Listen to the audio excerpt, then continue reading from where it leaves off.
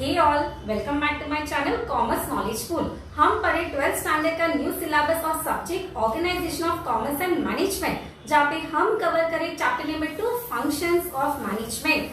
आज हम कवर करेंगे नेक्स्ट पार्ट ऑफ कोऑर्डिनेटिंग। अगर आपने प्रीवियस वीडियो चेकआउट नहीं किया है तो आप इस वीडियो में आपको डिस्क्रिप्शन में पहले का वीडियो का लिंक मिलेगा, so you go to the link and study accordingly. So let's start with the today's topic, that is importance of coordinating, जहाँ पे हम पॉइंट्स को कवर अप करेंगे। एंड यस स्टूडेंट्स, अगर आपने मेरे चैनल को अभी तक सब्सक्राइब या नोटिफिकेशन बेल को क्लिक नहीं किया है तो आप सब्सक्राइब और नोटिफिकेशन बेल को क्लिक करो, जिससे आप मेरे चैनल से कनेक्ट हो पाओगे और जो भी रेगुलर अपडेट्स होंगे वो आपको पहले मिलेंगे। So do support, like and share all my videos with your friends and classmate, and इसी तरह मुझे प्यार एंड सपोर्ट देते रहिए। So let's start with the importance of coordinating. Before starting, let's understand or let's revise what is the meaning of coordinating. Coordination means synchronization of efforts of all people working in an organization. What do you mean? It is a synchronization. Synchronization का मतलब क्या होता है? हर एक individual जो efforts डालेगा उसको हम साथ में क्लब करेंगे, जिसको हम नाम क्या देंगे? Coordination. So it is very important in an number of department every people work. हर एक इंडिविजुअल का एफर्ट्स को साथ में लाना, उसको ग्रुप करना, कंबाइन करना, only to achieve a growth of the organisation, a success of the organisation. So let's start with the point number 1, that is encourage team spirit. अभी यहाँ पे टीम स्पिरिट का मतलब क्या होता है? एक टीम में काम करना, जहाँ पे टीम वर्क होना चाहिए, टीम बिल्डिंग होना चाहिए। You know very well, in an organization group of people work together. Yes और no? In an organization group of people work together. कभी भी ग्रुप होगा तो एक प्रॉब्लम आ सकता है कि डिस्प्यूट्स होना, कॉन्फ्लिक्ट्स होना एंड झगड़ा होना। अगर ये सब प्रॉब्लम को हमें सॉल्व करना है, ये सब को ओवरकम करना है, तो हमें क्या करना होगा? कोऑर्डिनेशन करना होगा। So coordination will help us to encourage team spirit in the organisation. It also help us to build up the team work. जितना टीम वर्क स्ट्रॉन्ग होगा, जितना सब लोग मिलजुल के अंडरस्टैंडिंग से काम करेंगे, उतना ही ऑर्गेनाइजेशन का क्या होगा? ग्रोथ एंड सक्सेस होगा। But for that a manager, a director, a team leader has to coordinate very well. तभी जाके हम टीम बिल्डिंग और टीम सपोर्ट से काम कर पाएंगे। Next point, gives proper direction. You know very well the team leader has to direct the employees.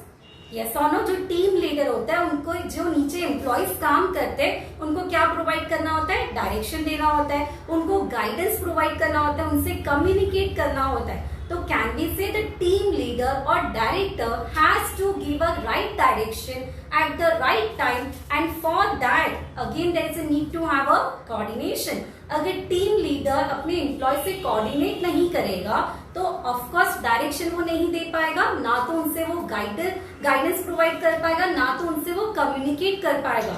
So for direction also there is a need to have a coordination. अगर मुझे आपको direct करना है, मुझे आपको गाइड करना है, मुझे आपसे कम्युनिकेट करना है, तो मुझे आपसे क्या करना होगा? कोऑर्डिनेशन करना होगा। जब तक मैं कोऑर्डिनेशन नहीं करूंगी तब तक मैं आपकी प्रॉब्लम्स को सॉल्व नहीं कर पाऊंगी। So I told you before कि अगर आपको कोई भी क्वेरीज होगा, डाउट्स होगा, so you try to coordinate with me, you try to interact with me. Definitely आपके जो भी डाउट्स होंगे एंड प्रॉब्लम्स होंगे वो मैं डेफिनेटली सॉल्व करने के लिए ट्राई करूंगी। So next point, facilitate motivation. अगर हमारे एम्प्लॉयज, हमारे जो ऑर्गेनाइजेशन है उसमें पर्टिकुलर एम्प्लॉयज होंगे जो बहुत अच्छी तरह से काम कर रहे हैं, they are really working hard for the organisation. अगर मुझे उनको इंक्रीमेंट देना है, मुझे उनको सैलरी प्रोवाइड करना है, मुझे उनको टॉप लेवल पे लेके जाना है, मुझे उनको प्रमोशन देना है, तो मुझे क्या करना पड़ेगा? उनसे कोऑर्डिनेट करना पड़ेगा। So we can say coordination will help us to create motivation for our employees. हम एम्प्लॉयज को मोटिवेट कर सकते हैं, इंस्पायर कर सकते हैं, उनको हम मॉनिटरी वे से या नॉन मॉनिटरी वे से बेनिफिट्स दे सकते हैं, बट उसके लिए पहले हमें एम्प्लॉयज के बारे में इंफॉर्मेशन पता होना चाहिए। Which employees are working really hard for the organization, वो हमें पता होना चाहिए। उसके लिए मुझे क्या करना होगा, कोऑर्डिनेट करना होगा। So again coordination will help us to provide monetary और non monetary benefit to our employees in an organization. Next one, optimum utilization of resource. We know very well in every organization there is a three main resource which has to be used in optimum manner, which has to be used in maximum manner. वो कौन से तीन resource है? That is your capital, which is called as a financial resource, manpower, which include your labor, worker, employees, and physical resource, which include your raw material stock. अभी ये जो भी resource है अगर हमें सही तरीके से यूज कर ले, अगर मुझे उसका वेस्टेज कम करना है तो मुझे पता होना चाहिए कि मेरे एम्प्लॉयज में, मेरे कंपनी में कितने एम्प्लॉयज हैं, मेरे पास कितना स्टॉक पड़ा है, मेरे पास कितना रॉ मटेरियल, मेरा पैसे का इन्वेस्टमेंट कहाँ पे हो रहा है और उसका रिटर्न्स कहाँ पे आ रहा है। तो ये सब का नॉलेज मुझे होना चाहिए। बट ये कब हो पाएगा? जब मैं हर एक एम्प्लॉय से कोऑर्डिनेट करूंगी, जब मैं परचेस डिपार्टमेंट के जो हेड होंगे उनसे कोऑर्डिनेट करूंगी। So coordination will help us to maintain our cost of production और it will help us to reduce cost of production which will again increase my profit. तो कोई भी बिजनेस का ऑप्टिमम यूज ऑफ रिसोर्स करने के लिए और cost of production को रिड्यूस करने के लिए हमें क्या करना होगा? कोऑर्डिनेशन करना होगा। Next point, that is achieve organization objective. We know very well at the planning stage हम पहले से क्या डिसाइड करते हैं? हमारे ऑर्गेनाइजेशनल गोल्स या ऑब्जेक्टिव्स को डिसाइड करते हैं। अगर जो मेरे गोल्स है उसको मुझे अचीव करना है, उसको मुझे रियलिटी में चाहिए, तो मुझे क्या करना होगा? कोऑर्डिनेशन करना होगा। So coordination will help us to achieve our organizational targets and objective in the right manner at right time. जैसे हम आपका एग्जाम्पल ले सकते हैं, अगर आपका गोल है कि you want to score 85 or 90% in your board exam, so for that you have to coordinate with me. अगर आप मेरे चैनल पे रेगुलर बेसिस पे वीडियो को देखते हो और आप कमेंट और आपकी जो भी डाउट्स है वो सॉल्व करते हो, तो डेफिनेटली आप अच्छी परसेंटेज ला सकते हो। सो आपका टारगेट आपके हाथ में, जस्ट इज दैट कि आप मेरे से क्या करने चाहिए? कोऑर्डिनेट करने चाहिए और रेगुलर बेसिस पे आप वीडियोस को चेक करने चाहिए। तभी जाके जो भी आपके गोल्स होंगे, टारगेट्स होंगे, वो डेफिनेटली अचीव होंगे। उसी तरह से ऑर्गेनाइजेशन के गोल्स को अचीव करने के लिए हमें क्या करना होता है? कोऑर्डिनेशन करना होता है। Next point, that is improves relation. As we know very well, each and every department in the organization are linked with each other. As we learned very well, your production department is linked with the purchase department is linked with the finance department. Every department is linked with each other, so there should be have a proper relation, proper coordination between them. तभी जाके हर एक department mutual understanding से हर एक department के goals को हम achieve कर पाएंगे। बट उसके लिए हमें क्या लगेगा? कोऑर्डिनेशन लगेगा। Next point, leads to higher efficiency. अगर यहाँ पे हम रिसोर्स को ऑप्टिमम वे से यूज करते हैं और अगर हम रिलेशंस को मेंटेन करते हैं और अगर हम कोऑर्डिनेशन करते हैं तो डेफिनेटली क्या होगा? हमारे बिजनेस का एफिशिएंसी इंप्रूव होगा। कोई भी बिजनेस का एफिशिएंसी का मतलब क्या होता है? योर मिनिमम टाइम पे ज्यादा काम करना। With your minimum cost you should earn a maximum profit. Minimum time पे ज्यादा काम करना, एफिशिएंटली काम करना। बट वो कब पॉसिबल होगा?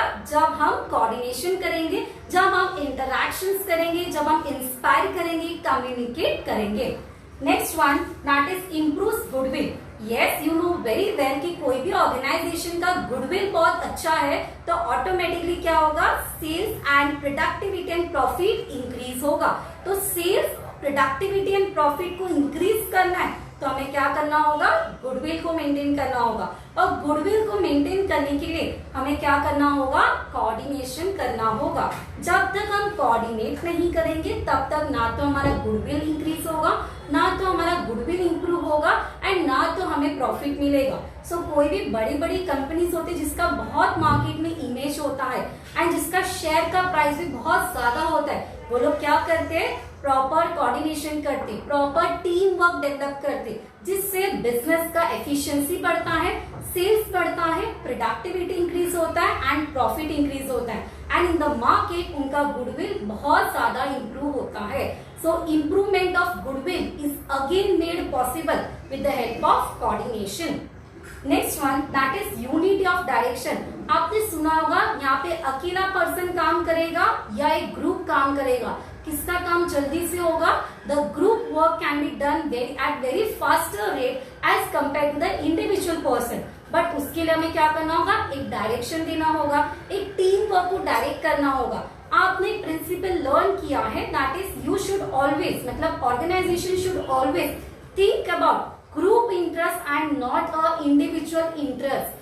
हमेशा एज अ ऑर्गेनाइजेशन उनको ग्रुप के बारे में सोचना है, इंडिविजुअल के बारे में नहीं सोचना है. हमें ग्रुप को डायरेक्ट करना है, हमें ग्रुप को मेंटेन करना है, ग्रुप के बीच में हमें यूनिटी लाना है, तब जाके हम क्या कर पाएंगे, हमारी जो ऑर्गेनाइजेशनल गोल्स है, टारगेट्स है, उसको अचीव कर पाएंगे. So it is very important to have a unity in direction. जैसे मेरा भी मानना होगा, मेरा भी गोल होगा कि आपका बेनिफिट होना और आपका भी यही गोल होना चाहिए कि हमें अच्छे परसेंटेज लाने. सो आपका गोल वही मेरा गोल, अगर वही डायरेक्शन पे अगर हम काम करेंगे तो डेफिनेटली आपका सक्सेस होगा. So same goal at common platform should be there for our organisation. जैसे कि एम्प्लॉयज को भी प्रॉफिट के बारे में ही सोचना है एंड ऑर्गेनाइजेशन को भी प्रॉफिट के बारे में सोचना है. दोनों सेम लेवल पे ही काम करेंगे, दोनों ऑर्गेनाइजेशन का ही प्रॉफिट सोचेंगे, तो ऑटोमेटिकली कोऑर्डिनेशन क्या होगा, इंक्रीज होगा. And at the last, specialization. Everyone knows कि in every department there are n number of specialized person, right? जैसे कि फाइनेंस डिपार्टमेंट होगा, उसका फाइनेंशियल डिपार्टमेंट हेड होगा जो स्पेशलाइज्ड पर्सन होगा. Marketing department has a marketing specialised person. Sales department has a sales specialised person. जितने भी specialised person है उनको क्या करना है, आपस में कोऑर्डिनेट करना है, कम्युनिकेट करना है, आइडियाज को एक्सचेंज करना है, जिससे हम वेल प्लान और वेल कोऑर्डिनेशन से हमारे ऑर्गेनाइजेशन का जो टारगेट होगा वो मिनिमम टाइम पे अचीव कर पाएंगे. But for that there is a need to have a coordination.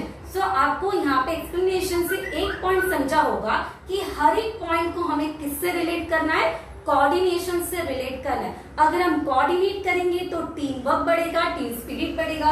अगर हम कोऑर्डिनेट करेंगे तो हम प्रॉपर्ली डायरेक्ट कर पाएंगे. अगर हम कोऑर्डिनेट करेंगे तो एम्प्लॉयज को मोटिवेट कर पाएंगे. अगर हम कोऑर्डिनेट करेंगे तो हम रिसोर्स को ऑप्टिमम मैनर से यूज कर पाएंगे, वेस्टेज को कम कर पाएंगे. अगर हम कोऑर्डिनेट करेंगे तो हमारे ऑर्गेनाइजेशनल गोल्स और ऑब्जेक्टिव्स को अचीव कर पाएंगे. अगर हम कोऑर्डिनेट करेंगे तो हमारे रिलेशंस और अंडरस्टैंडिंग को इम्प्रूव कर पाएंगे.